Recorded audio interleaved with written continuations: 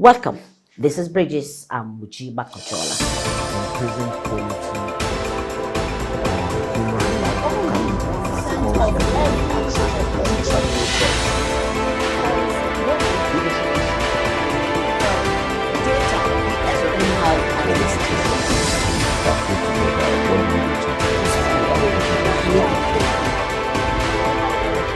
human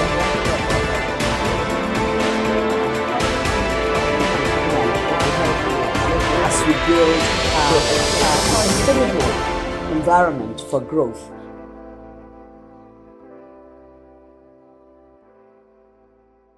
Renewing our hope for prosperity using our tremendous resources, human and natural, to uplift our huge population from poverty is highly desirable and very possible.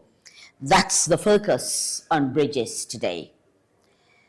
The Sahel, our vast arable land, can unlock that tremendous potential in our sub-region. Our agriculture can benefit from innovation, investments, and digitalization to leapfrog us into the SDGs 1, 2, and 10.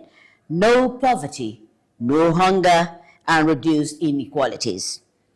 Bridges caught up with this bold agricultural sector move recently and on how to exploit our untapped potentials all around us can indeed galvanize sustainable wealth, development, and prosperity of our nation and the sub-region, thereby renewing our hope for the future. This is Bridges, and I'm excited to bring forth this wonderful episode. I'm Mujima Konchuola. My guests on Bridges today are critical stakeholders in the agricultural, water resources, livestock, and the greater agro and allied ecosystems. And they are saying that when we bring agriculture into the main economic drive, then the era of sustainability is around us. So that's where we're going today. Stay tuned.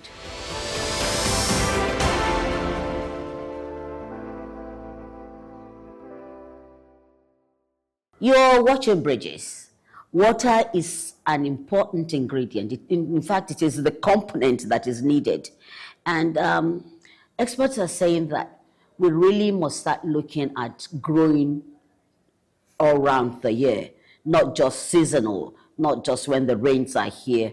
And some people are lucky to keep their crops, which moving forward, they are able to save. And during the dry season or non-planting season, these crops are still available for food, but oftentimes too expensive for everyone to go through. And our next expert is saying that water resources must be an integral part of this New Hope agenda to build a sustainable agricultural sector. So I have here with me now Dr. Funke Cofie. She's the African Director for Research Impact, International Water Management Institute.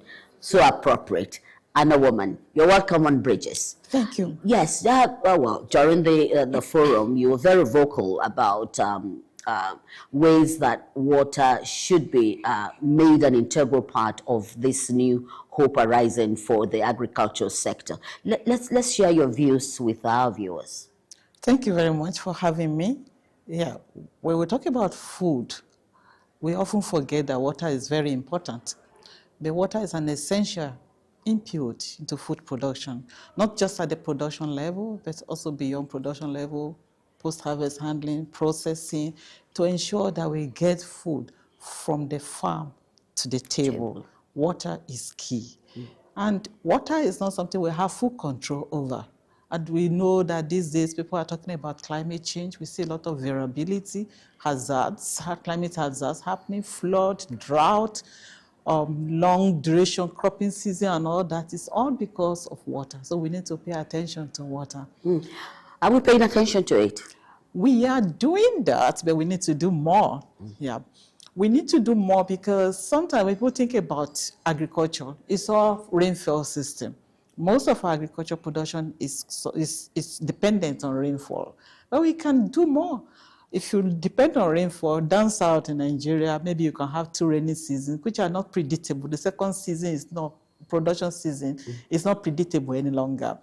So we need to know the amount of water we have, if in terms of rainfall, or the water resources, surface water, groundwater, wastewater, that roof water that we can harvest for food production, such that we are producing continuously without any break.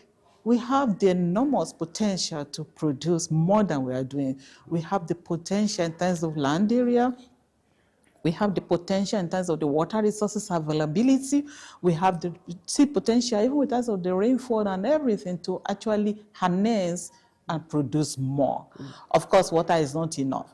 It's not only water, because once we start producing more, then we have to start thinking about markets, we have to start thinking about other input, fertilizer, appropriate seed and all that, but they all have to go together. Most emphasis that people think about seed, they think of having better varieties, and they think about fertilizer, but oftentimes water is not emphasized. But I'm very happy that this week there's a lot of emphasis on water and irrigation, particularly for smallholder farmers that are producing the bulk of the food that we eat. And we need to pay attention to what they do. And when we're talking about water in these regards, first of all, we need to think about how do we mitigate water risk. Water risk comes in terms of flood events. We have it so many times in Nigeria where we have food loss of arable land because of flood. It can come in terms of drought, dry spells, extended period of dry spells where we need to supply water, either supplementary irrigation or full-scale irrigation. That's the kind of risk that we need to mitigate. Most of the time when there's water risk, it goes beyond food production. It affects health, it affects nutrition, it affects people. People are displaced and all that, and it's all because we have not paid proper attention to mitigating that risk. So, well, you're on bridges, so what are the attentions that should be paid to water? Okay, so there are different levels. I've just talked about mitigating risk. I've talked about how we can mitigate risk around flood and drought. We can predict flood events. There are scientific tools that many universities and research institutions like ours, the International Water Management Institute, have developed that can help us to anticipate and predict flood events so that we can also have anticipatory action to respond to it when it comes. So we are not caught in surprise. So that's where we are prepared. We can harness the water for agriculture. We can dam the water, that's excess water. We can harvest water for agriculture. In principle, having water being available will help us to extend the growing period beyond just a short 3 months, 4 months, in the whole of 12 months in a year. So we can grow extensively. That is one. Now, when it comes to agriculture, we need to be able to manage the available water sustainably. What do I mean by that? Yes, the water is there, but if we don't manage it, it will just run off. We have many countries or many places where they have more than 3,000 millimeter rainfall annually, but they are not able to profit with it because they don't manage it well. Even you have Sahelian regions in some cases where they have like less than 500 millimeter of water annually, yet they're able to produce more. So it's our ability to manage the water that we have in a way that we make efficient use of it. It's not wasted. That is very important. There are many measures we can use, particularly when we consider the climate change. There are many adaptation measures we can use to make sure that we manage the water sustainably. We can harvest the water. We can use water application devices that ensure that we just apply only the amount of water that you need at the time that you need it. Again, there are scientific tools, proven tools, evidences that can help us, guide us to actually apply the right amount of water that we need at the time that we need it. Beyond that, that also goes in hand with our selection of crop varieties and all that. There are crop types that adapt to water better than the others. Some of them can thrive where there's limited supply of water. We need to be mindful of what is the need where we are, what is the water supply system, how much water do we have, when in the year, and how can we tap into that water? What mechanism do we need to use to draw the water, to apply the water, to ensure that it is not wasted? So there are many ways that we can use to manage water sustainably. The third thing is we need to also look into access to water, ensure that there's equitable access to water, that nobody is neglected. The young people, youth that are going into farming, or the women that are maybe disadvantaged, they must not be neglected. So we're talking about, a sustainably and equitably use of water, access to water, and use of water for various productive activities. That is very important. Now I'm looking at water generally in terms of using it for productive activities, not just about drinking water, because that is the area that I'm coming in. So water is an economic tool. It's a tool that can help us to drive economic development in the country. That is what my organization is doing globally, not only in Africa, but in Asia. We have over 40 years experience trying to develop and help the countries to actually come up with, innovative water solutions that can help them in sustainable development. Well, thank you, Dr. Funke, for those insights. Very important. But as I let you go, would you want to share with us those gaps that we need to, like a matter of urgency, build a sustainable bridge to achieve the goals and objectives of, the hand-in-hand initiative? We need to pay attention to the smallholder farmers, and I'm sure that is what FAO with the hand-in-hand initiative is doing. And in terms of irrigation, it's a long time we have been looking at the large irrigation schemes. It's good to continue, where we need to pay equal or even more attention to the smallholder farmers that are not in schemes. They are just doing their own irrigation by themselves, along the rivers, using groundwater everywhere. You find them everywhere, using pumps and all that to do small farming. That is very important. We call it a small-scale farmer-led irrigation system. They're not in a coherent landscape where you see all of them, but they are there. We need to support them. What kind of support do they need? We need to understand what will be the appropriate scaling pathways to really multiply this kind of system, because it gives opportunity for women, for young people. It creates jobs, opportunity for them to innovate, and different forms of irrigation that can take place. We can have irrigation as a service provision, where young people that are not completely doing the crop production by themselves, they can be involved in the irrigation value chain and do some services even for farmers. So these people, these farmers, they need supply, they need access to credits, to finance. Most of the time they don't have the collateral to use. They need private sector support system. So we need to be able to develop financial instruments that will be able to meet the needs of this category of farmer. Usually they don't have very big land, very big money. We need to make provision for them and access to link markets and all that. These days we have digital tools that people can use, where we can georeference all these farmers wherever they are and provide adequate support and track how they are doing and know exactly what is the gap at a point in time. In my organization, for example, we have developed for other countries such tool whereby a farmer can just press something. It's just like you are dialing a particular number, and you say, what do you need? Irrigation, what form of irrigation? You will get advisory services linked to climate information services.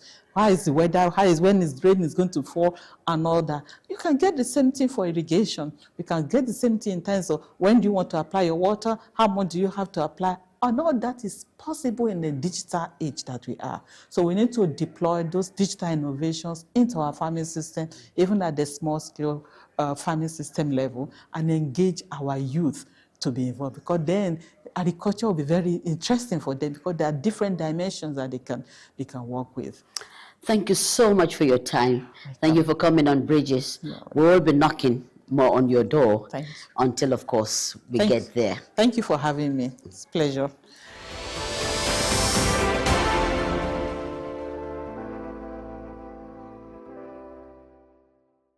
Yes, you're watching Bridges, and like you know, our focus today is on agriculture and the economic sense that it can bring to eradicate poverty and, of course, engender equality, particularly engaging, everyone, the woman, the youth, the men, the big business people, and of course, bringing every hand on deck to ensure that food, in the terms of hunger, is eradicated at the sub-region.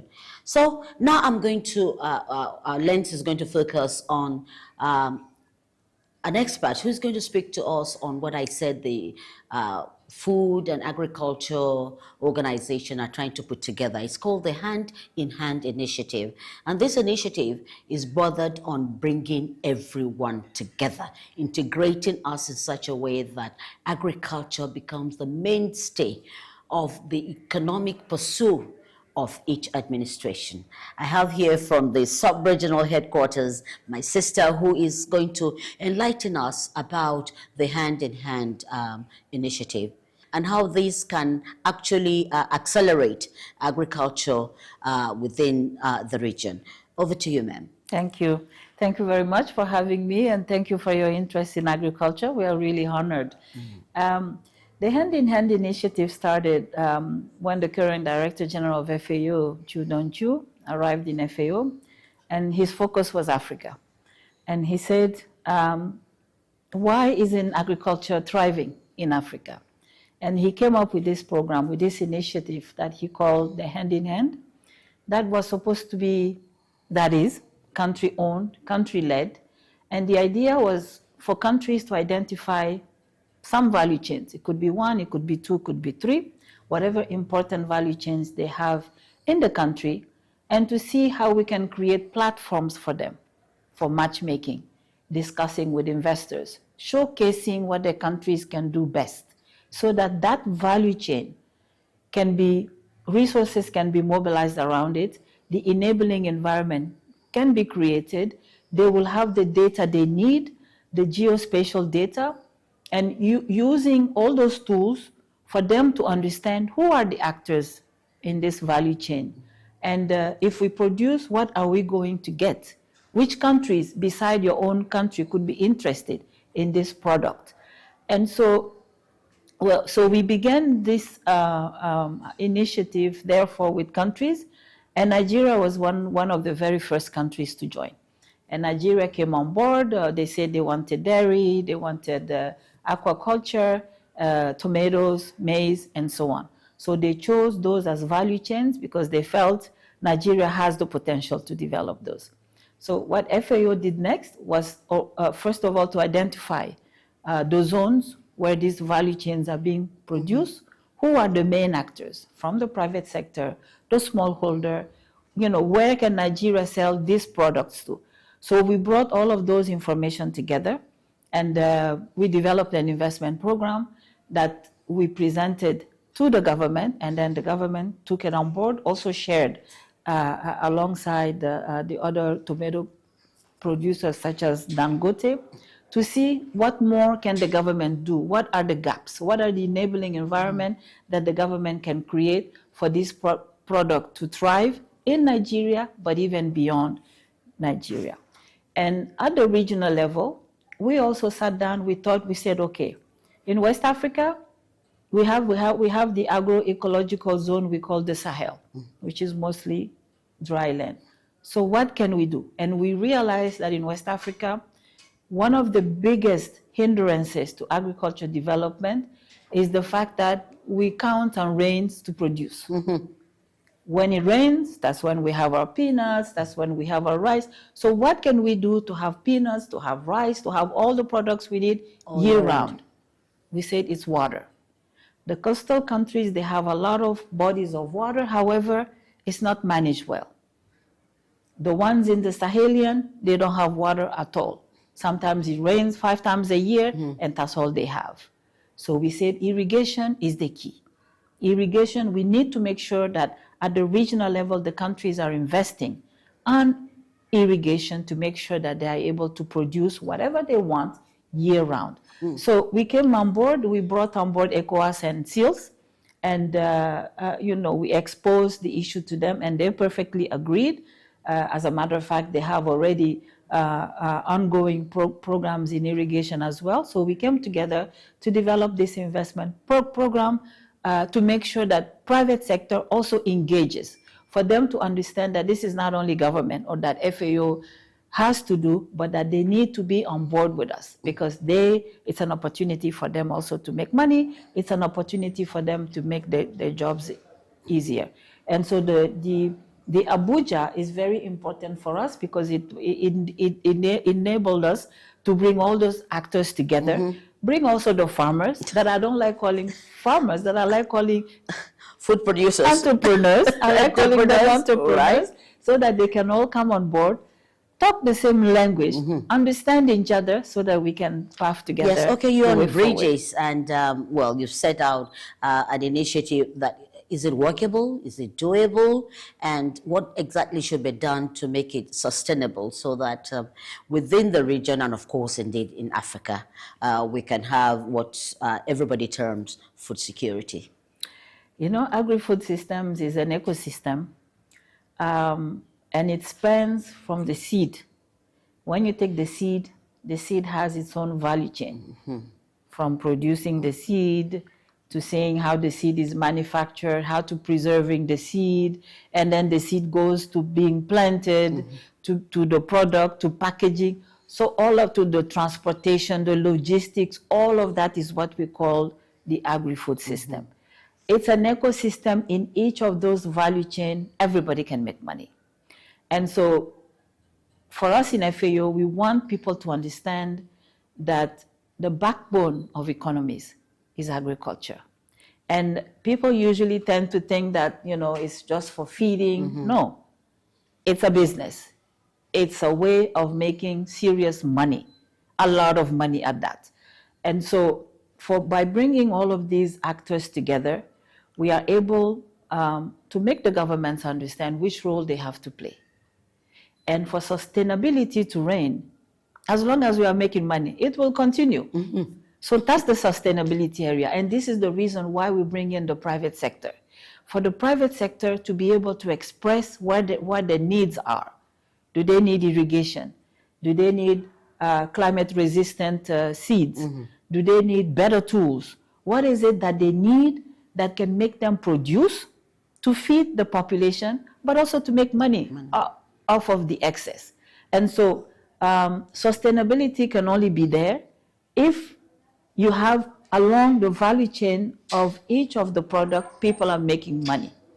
The seed producers are making money, the ones producing the products are making money, the processors are making money, the manufacturers are making money, the transport and logistics people are making money, and finally, the people consuming are buying. And so everybody is gaining along the value chain. And as you know, as long as there's money, it continues to thrive. It continues to thrive. Well, before I let you go, what would be your final words to my viewers, particularly those who are interested in agriculture and say, okay, you've spoken about the value chain, being a woman yourself. How do we encourage, because a lot of our women are in subsistence farming. Going forward, what exactly should be put in place to solidify all the outcomes that are there for us as a people to move ahead with this sector that is so important?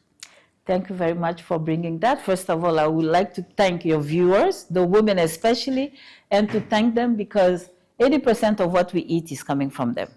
So it's to encourage them. And also the youth are coming with vibrant ideas. They are coming with innovations. Is to tell them not to be shy. Our doors are open at FAO. Our office here in Nigeria is quite big. We have all of the expertise. They should come and express their ideas and tell us what they need to do. And we will try to shape and help them in achieving that. But also to tell the women that agriculture is not difficult.